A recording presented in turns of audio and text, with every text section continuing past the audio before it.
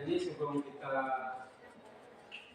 memulai kita punya proses pembelajaran, saya minta salah satu orang untuk memimpin kita dalam doa untuk kita memulai pembelajaran kita. Orang, silakan. Arisma.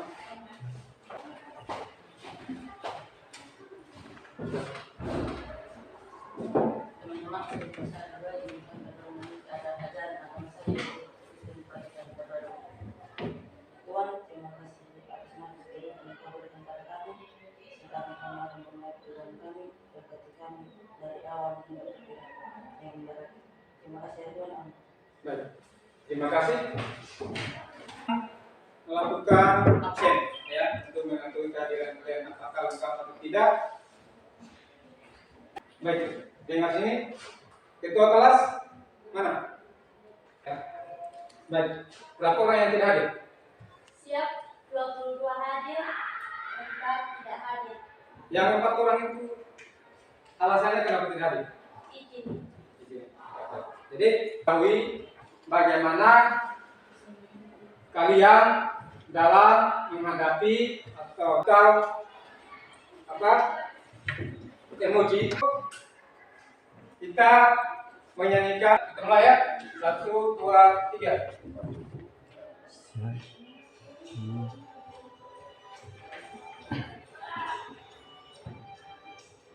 Satu nusa, satu bangsa, satu bahasa bersama.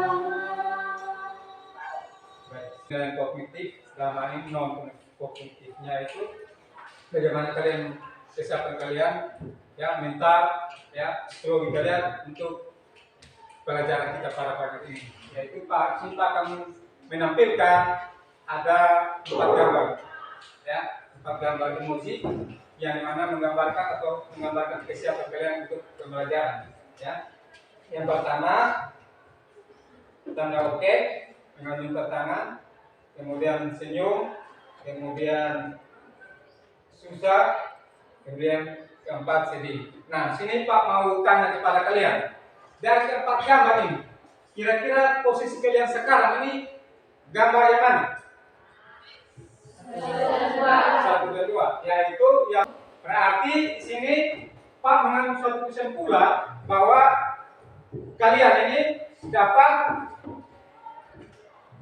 mengikuti pembelajaran ini dengan rasa senyum dan oke, untuk siap melakukan mengikuti pembelajaran. Nah, baik. Sebelum itu, ya, dalam proses pembelajaran kita ini,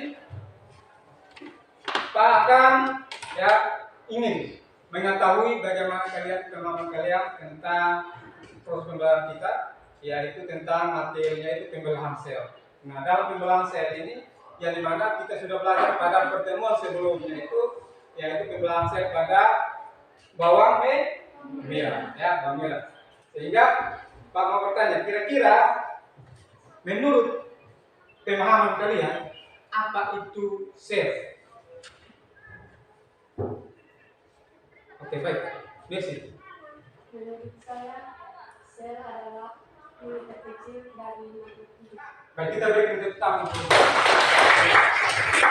Jadi, dalam proses pembelajaran kita ini adalah pertanyaan yang membuat kalian ingin tahu kalian tentang materi yang akan kita belajar ini, yaitu apa pendapat kalian tentang bayi yang kembar siang. Bayi yang kembar siang. Jadi yang harus kalian ketahui yaitu dengan bagaimana tujuan pembelajaran kita pada pagi hari ini. Ya. Nah, tujuan pembelajaran kita yang pertama sini adalah peserta didik mampu mengidentifikasi proses gametogenesis dalam bentuk gambar. Ya. Kemudian tujuan yang kedua, peserta didik mampu menganalisis kelainan pada gametogenesis. Ya. Kelainan atau penyakit. Kemudian tujuan yang ketiga itu adalah peserta didik mampu menyimpulkan akibat gagalnya proses pembelahan sel. Nah, baik, nanti ya kita akan membahas materi ini dengan kita melihat ya permasalahan-permasalahan yang Pak akan bagikan kepada kalian ya dalam bentuk kelompok. Jadi sini sebelum Pak bagikan masalah ini, Pak akan bentuk kalian dalam 4 kelompok ya. Baik, jadi Pak akan bagikan dalam bentuk 4 kelompok. Nanti yang berhitung mulai dari 1 sampai 4, kemudian dilanjut lagi. Baik, kita mulai dari ujung. 1, 2, 3, 4, 1, 2, 3, 4, 1, 2, 3, 4, 1, 2, 3, 1, 2, 3, 4, 1, 2. Baik, jadi ya nanti kelompok 1 bisa di sini, kelompok 2 di sini, kelompok 3 di sini, kelompok 4 di sana. Ya, baik. Jadi yang sementara tadi yang nomor urutnya 1, silakan pindah ke tempat yang kelompok sudah. Ingat, meja kursi jangan bunyi, ya. Diangkat pelan-pelan supaya tidak mengganggu. Kelompok 2, kelompok 3,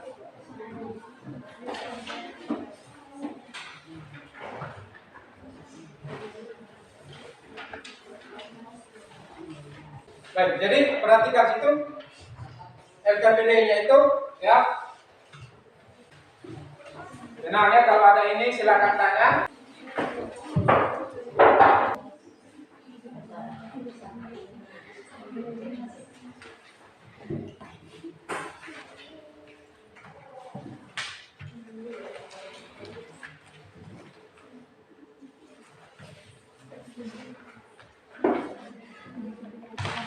Sini ada kesulitan tidak? Kelompok 4.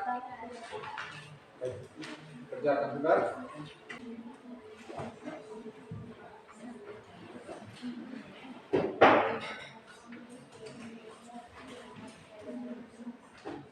Lagi 5 menit ya. Ya, Pak.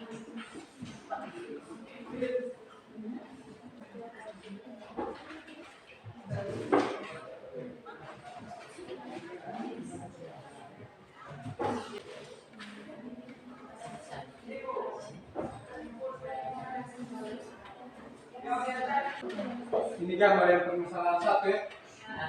Gambar yang Malaysia. Baik, ya waktu diskusinya sudah selesai. Jadi nanti ya tekniknya itu adalah sini nanti Pak akan memberikan kesempatan kepada setiap kelompok untuk mempresentasikan hasil diskusi kalian ya, yang dimana nanti setelah kelompok yang mempresentasi, kelompok yang lain bertanya kepada kelompok yang presentasi itu tersebut, dan kelompok yang presentasi itu menjawab pertanyaan dari kelompok-kelompok yang bertanya. Dan kelompok yang menjawab itu jawab sesuai dengan yang kalian akan memberi kesempatan kepada kelompok kepada presentasi. Baik, terima kasih atas kesempatan dan juga kami kelompok 1 untuk mempresentasikan hasil diskusi kami. Baik, saya mempersilakan kedua kelompok untuk mempresentasikan hasil. Baik, saya akan membacakan hasil diskusi dari kelompok kami. Permasalahan pertama yaitu ada 3 pertanyaan. Demikian hasil yang sudah saya sampaikan. Saya kembalikan kepada moderator. Terima kasih. Baik, kita beri tepuk tangan untuk kelompok. Nah, silakan moderator.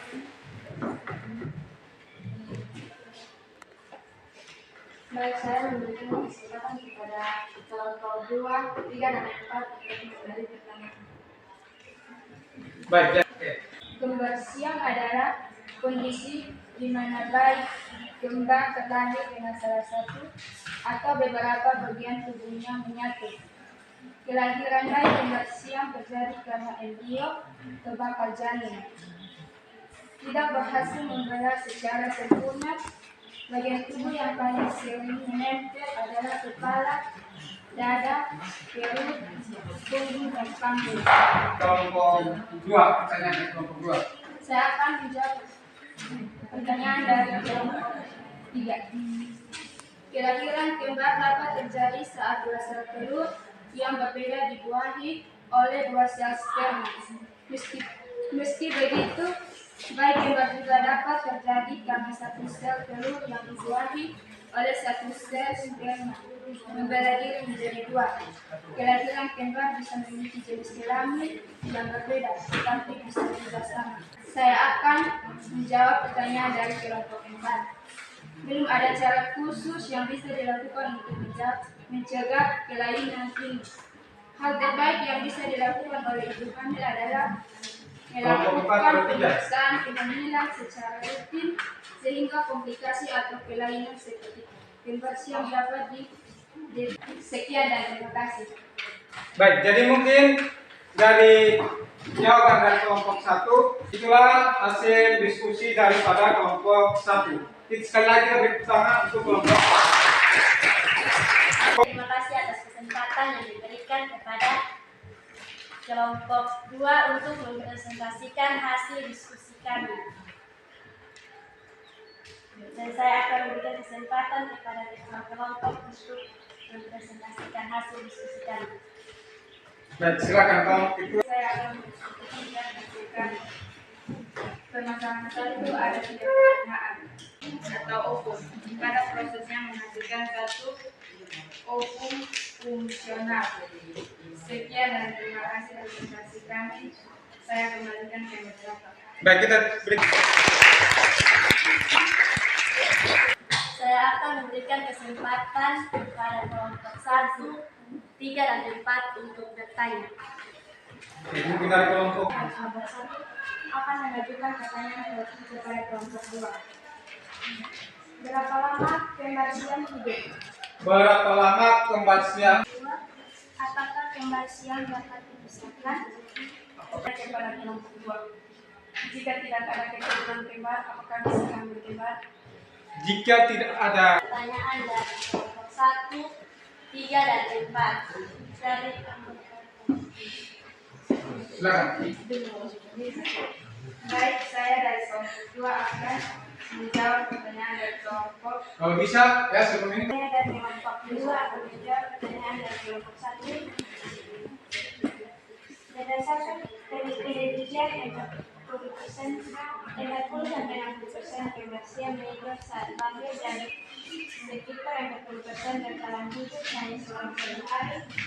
Hanya 5-25% bayi kembar dengan kondisi ini dapat bertahan hidup sampai mereka tumbuh besar. Yang berikut. Yang bertanya silakan dengar dulu. Supaya sebentar dari. Baik, saya dari kelompok 2 akan menjawab pertanyaan kelompok 4. Beberapa kembar siam yang masih hidup dapat dipisahkan menurut perbedaan kebersihan operasi tergantung pada di mana si kembar tergabung secara fisik dan berapa banyak serta organ mana saja yang tersandar. Di sisi lain, Indra mengungkapkan kehamilan anak kembar parterenal dapat terjadi dalam keluarga yang tidak memiliki keturunan atau gen kembar. Kembar parterenal juga terjadi ketika seorang wanita melepaskan leki dari satu sel telur selama ovulasi yang dibuahi oleh dua sperma berbeda. Sekian dan terima kasih. Kelompok 3. Terima kasih atas kesempatan yang diberikan kami kelompok 3 untuk menyampaikan hasil diskusi kami. Baik, saya akan mempersilakan kedua kelompok ini. Dan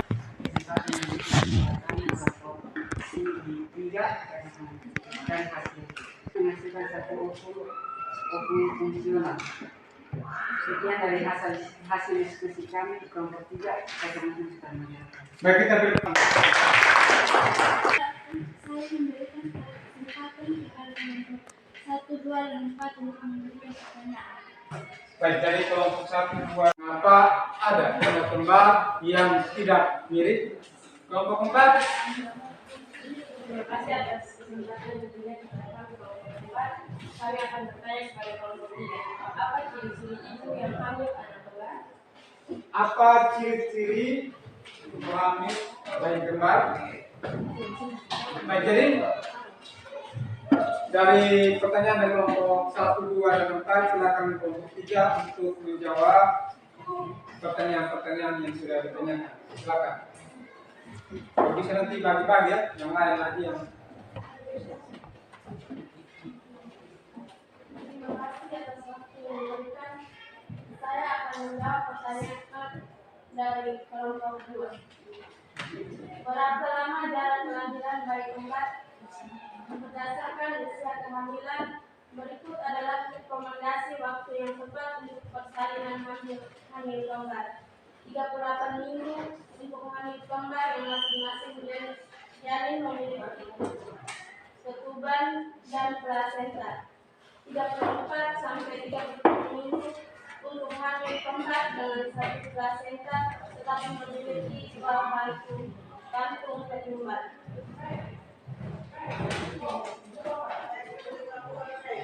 silakan. Mari saya dari kelompok 3 menjawab pertanyaan dari kelompok 1.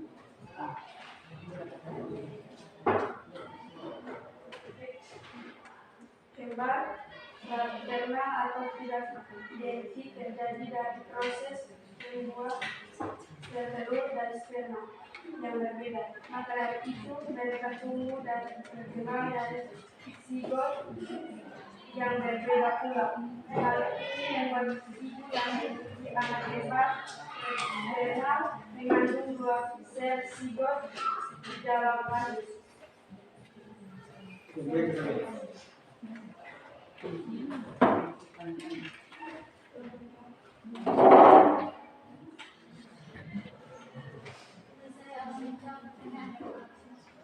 Empat.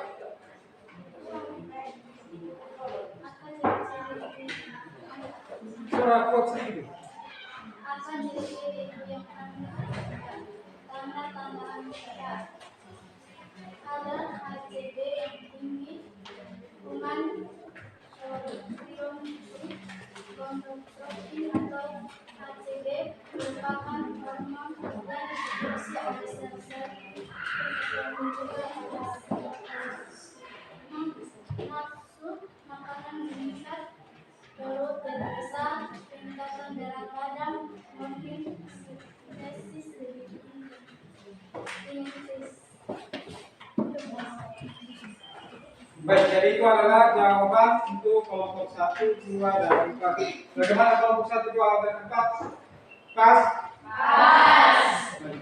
Sekali lagi kita beri tepuk tangan untuk kelompok 4. Baik, dan berikut untuk kelompok 4, silakan. Baik, terima kasih atas kesempatan diberikan kepada kami kelompok 4 untuk menyampaikan hasil diskusi kami. Baik, saya akan memberikan kesempatan kepada ketua kelompok untuk menyampaikan hasil. Silakan. Hasil diskusi kami. Baik, di permasalahan yang pertama ada 3, yaitu yang pertama, apakah bayi kembar bisa secara normal? Oogenesis sudah dimulai sejak bayi perempuan berada dalam kandungan. Baik, sekian dari hasil diskusi kami. Selanjutnya saya kembalikan kepada moderator. Tiga yang bertanya silakan. Baik, dari kelompok 2. Baik, saya akan bertanya kepada kelompok 4. Apakah bayi kembar bisa lahir secara normal? Apakah bayi kembar bisa lahir secara normal? Kelompok 1. Baik, saya dari kelompok 1 akan mengajukan pertanyaan kepada kelompok 4. Apa perbedaan antara bayi kembar identik dan saudari? Kelompok 3. saya akan bertanya kepada kelompok pemula, apa perbedaan proses pertanian lembar, identik dan tidak-tidak? Baik, kami dari kelompok 4 akan menjawab pertanyaan dari kelompok 1, 2, dan 3. Saya akan berikan Apa yang disampaikan oleh setiap kelompok dari kelompok ini dan pelayanan pada kelompok dosen yang menentukan di alami. Ya. Nah, proses pembelajaran kita bisa dapat menyimpulkan. Di sini saya memberikan kesempatan kepada kalian bagaimana kalian menyimpulkan hasil pembelajaran kita pada saat pagi ini. Mungkin siapa bisa angkat tangan?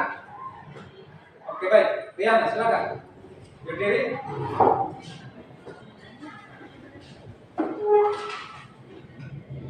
Terima kasih atas waktu dan kesempatan yang diberikan kepada saya. Saya akan menyampaikan hasil kesimpulan dari kelompok 1, 2, 3, dan 4. Gametogenesis merupakan proses pembentukan gamet sel kelamin yang terjadi melalui pembelahan meiosis. Gametogenesis tetapi bisa juga sama. Sekian dan terima kasih dari hasil dan kesimpulan saya. Baik, kita berikan tepuk tangan untuk. Jadi, ya kita pada proses pembelajaran kita, jadi Pak akan membagikan lembaran soal ini. Silakan dikerjakan, ya, sesuai dengan apa yang kalian ketahui. Kerja selama 5 menit ya, proses pembelajaran kita hari ini. Ingat tulis nama. Terima kasih atas kesempatan diberikan. Kami akan menjawab pertanyaan dari kelompok 2. Ya, Anda bisa melahirkan anak kembar dengan metode persalinan normal dan sesar sekaligus. Ada kemungkinan ibu melahirkan bayi kembar pertama dengan metode normal melalui vagina dan bayi kedua dilahirkan melalui operasi caesar.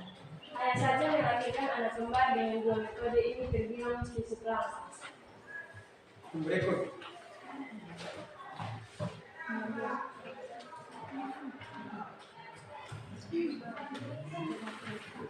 Baik, kami akan menjawab pertanyaan dari kelompok 1.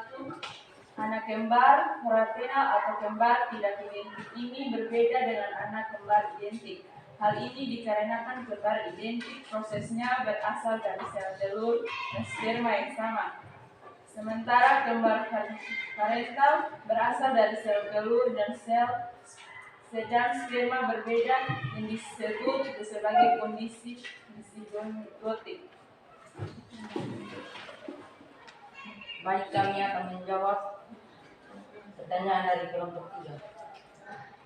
Kembar identik atau tidak identik ditentukan oleh jumlah sel telur yang dibawahi oleh sel sperma. Sel kembar identik atau tidak identik ditentukan oleh jumlah sel telur dibawahi oleh sel sperma dan proses pertumbuhannya di dalam rahim sang ibu. Kembar identik terbentuk dari pembelahan satu sel telur, sedangkan kembar tidak identik terbentuk dari 2 sel telur. Terima kasih. Baik, jadi itu adalah jawaban dari kelompok 4 atas pertanyaan dari kelompok 1, 2, dan 3. Kira-kira dari kelompok 1, 2, dan 3 bagaimana? Puas? Puas. Jadi sekali lagi kita berikan tepuk tangan untuk kelompok ini berapa?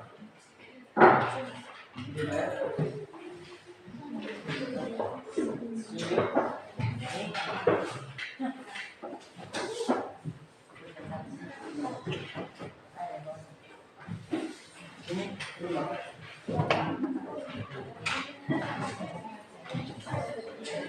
Ini.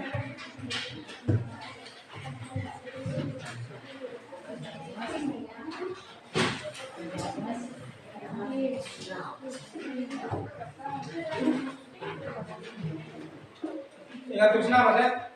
Nama, kelas,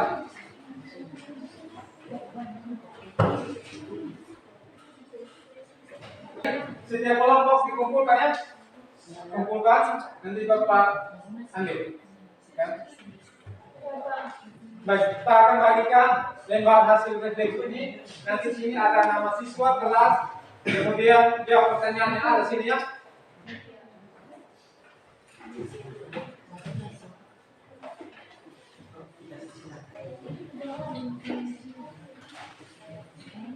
surat dan soalnya itu baik. Kumpul surat dan soal. Baik Pak periksa.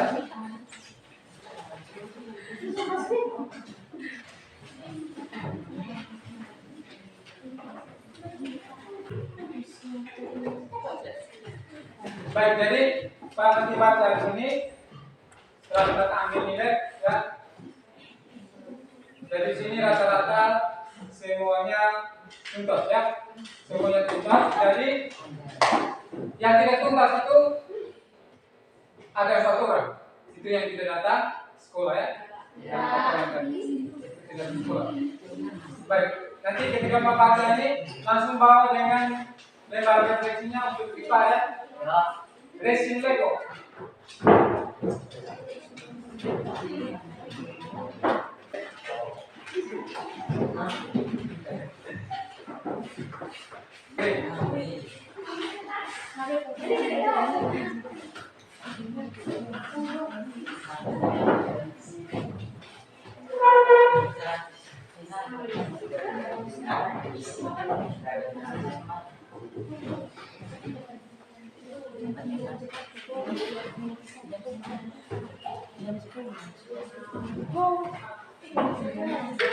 Baik, perhatikan sini. Jadi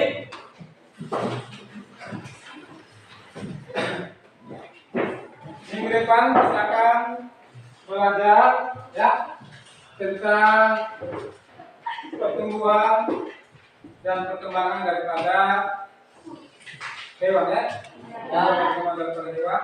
Untuk itu Pak minta kalian bisa cari di berbagai sumber atau media ada buku kita, maka ya kalian bisa searching di Google. Hari ini ya yang kalian sudah bahas tadi dalam diskusi kalian dari dua jenis permasalahan itu. Ini ya ini adalah perhatikan di slide ini merupakan gambar yang bagian kanan dari Pak itu adalah spermatogenesis. Sedangkan bagian kirinya itu adalah oogenesis. Sehingga di sini gametogenesis itu merupakan proses pembentukan gamet itu atau sperma dengan sel ya, yang terjadi melalui pemelahan meiosis.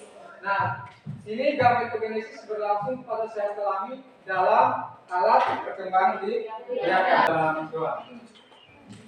Baik, lanjut sekarang.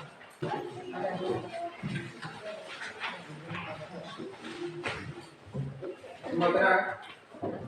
Teman-teman, sebelum kita pulang, izinkan saya berdoa menurut ajaran agama saya yaitu Kristen Protestan. Berdoa dimulai. Puji dan syukur kami naikkan kehadiran Tuhan. Terima kasih karena Engkau telah memberkati kami anak-anak-Mu dari awal pembelajaran kami hingga akhir.